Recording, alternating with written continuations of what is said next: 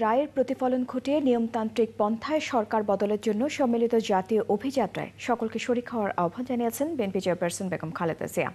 রাজনীতির সমালোচনা না করে একে সুন্দর করার জন্য ভালো মানুষদের রাজনীতিতে আসার আহ্বান জানান তিনি। হাবিবুর রহমানের তলে ছবিতে চকর মালিথা রিপোর্ট। স্বাধীনতা এবং গণস্বাস্থ্য কেন্দ্রের 40 বছর উপলক্ষে সাভারে উন্নয়ন কর্মীদের মিলন মেলা। সমাপনী অধিবেশনে বিরোধী দলীয় নেতা বেগম খালেদা জিয়া গণপাঠশালার শিক্ষার্থীদের কুচকাওয়াজে সালাম গ্রহণ করেন। সমাপনী অধিবেশনে বিরোধী দলীয় নেতা বেগম খালেদা জিয়া গণপাঠশালার শিক্ষার্থীদের কুচকাওয়াজে সালাম গ্রহণ করেন। পরে সমৃদ্ধি ও শান্তির বাংলাদেশ রাষ্ট্রের করণীয়, রাজনীতিবিদদের দায়িত্ব, উন্নয়ন কর্মীদের ভূমিকা ও জনগণের প্রাপ্তি শীর্ষক সেমিনার।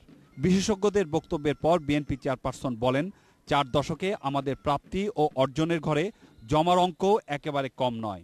জনগণের রায়ের প্রতিফলনের ভিত্তিতে গণতান্ত্রিক, শান্তিপূর্ণ ও নিয়মতান্ত্রিক পন্থায় সরকার বদলের ঊর্ধ্বদুয়ার খোলার জন্য আজ প্রয়োজন সম্মিলিত জাতীয় অভিযাত্রা।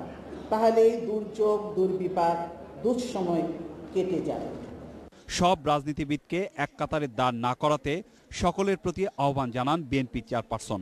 তবে মেধাবী, সৎ, দক্ষ, যোগ্য, দেশপ্রেমিক মানুষেরা যদি রাজনীতি বিমুখ না হয়ে এই প্রক্রিয়ায় সরাসরি অংশ নেন, তাহলে রাজনীতিকে দ্রুত আরও শুদ্ধ করা সম্ভব হতে পারে।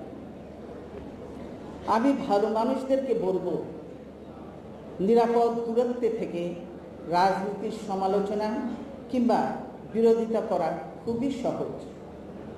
আপনারা রাজনীতিকে বদলাবার, রাজনীতিকে আরো সুন্দর করার কঠিন পথে আসুন।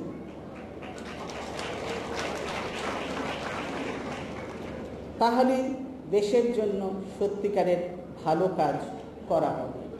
বেগম খালেদা জিয়া দাবি করেন, 40 বছরে বাংলাদেশে যা কিছু উন্নয়ন, অগ্রগতি ও সমৃদ্ধি তার প্রায় সবটাই বিএনপির হাতেই হয়েছে।